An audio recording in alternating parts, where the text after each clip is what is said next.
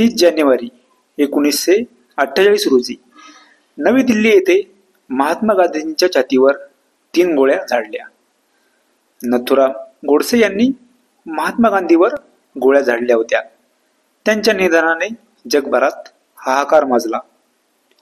1 वर्षभर चाललेल्या खटल्यानंतर नथुराम गोडसे यांना 8 नोव्हेंबर 1949 रोजी फाशीची शिक्षा सुनावण्यात आली. गांधीजींचे 2 पुत्र मणिलाल गांधी आणि रामदास गांधी यांनी क्षमायाचना केल्या होत्या, परंतु त्या भारताचे पंतप्रधान जवाहरलाल नेहरू, उपपंतप्रधान वल्लभभाई पटेल आणि गव्हर्नर जनरल सी राजगोपालाचारी यांनी फेटाळून लावल्या.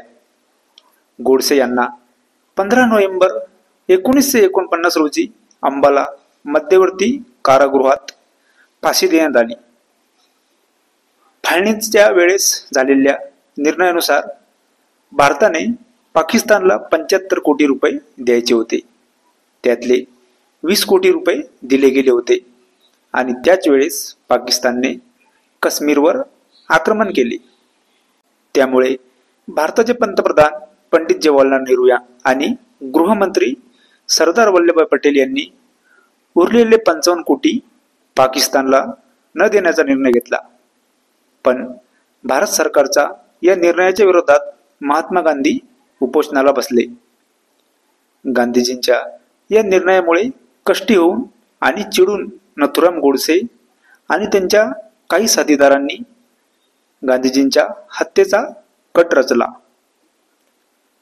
30 जानेवारी 1948 रोजी नथुराम गोडसे यांनी दिल्ली येथील बिर्ला भवनात गांधीजींच्या प्रार्थना सभेत गांधीजींच्या 40 मिनिटे आधी पोहोचले. गांधीजी सभेसाठी जात असताना नथुराम यांनी पिस्तुलातून 3 गोळ्या झाडून मोहनदास करमचंद गांधी यांचा खून केला. गांधी यांची हत्या करण्यासाठी बरेटा मॉडेलचे पिस्तूल वापरले होते. खुनानंतर पळून जाण्याचा गोडसे यांनी अजिबात प्रयत्न केला नाही, कारण त्यांना गांधींना नाही तर त्यांच्या आक्षेपार्ह विचारांना मारल्याचे समाधान एकीकडे आणि आपल्या गुन्ह्याची कबुली एकीकडे होती.